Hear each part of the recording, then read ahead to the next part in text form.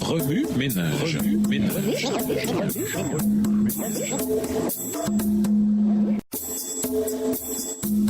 Remue ménage.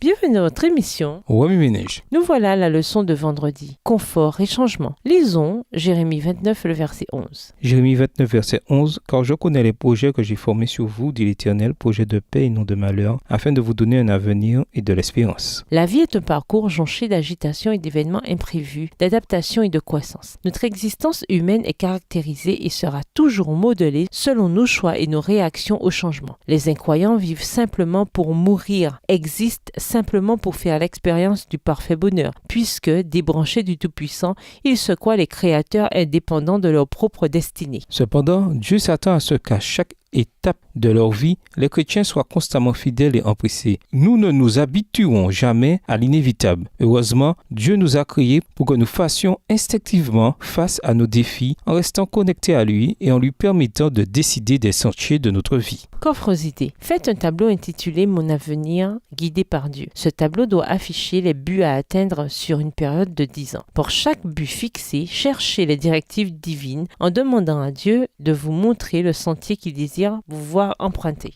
Réfléchissez à tous les sacrifices qu'il vous faudra faire en choisissant de faire confiance à Dieu. Avec des amis, faites l'exercice confort et changement. Demandez-leur de croiser confortablement les bras. Demandez-leur ensuite de croiser les bras de l'autre façon. Enfin, demandez-leur pourquoi la seconde tentative était inconfortable, même s'il s'agit fondamentalement de la même action. Faites une liste des secteurs de votre vie qui, à votre avis, sont trop difficiles à changer. Demandez à Dieu de vous accorder la paix si des changements dans ces secteurs se produisent un jour. Faites une liste de tous les changements positifs qui se sont produits dans votre vie au cours de la dernière année. Remerciez Dieu pour ces changements. Reconnaissez qu'il sait ce qu'il y a de mieux pour vous et que sa bonté devrait être reconnue. Pour aller plus loin, nous vous invitons à lire au Nombre 23, verset 19, 2 Corinthiens 4, les versets 16 à 18, 2 Pierre 3, le verset 9, ainsi que dans le livre Pour un bon équilibre mental et spirituel, le volume 2, la section 14 intitulée Les pensées et leur influence, le chapitre 72 intitulé Habitudes de pensée, livre écrit par Ellen G. White. Au revoir. et à demain si Dieu veut.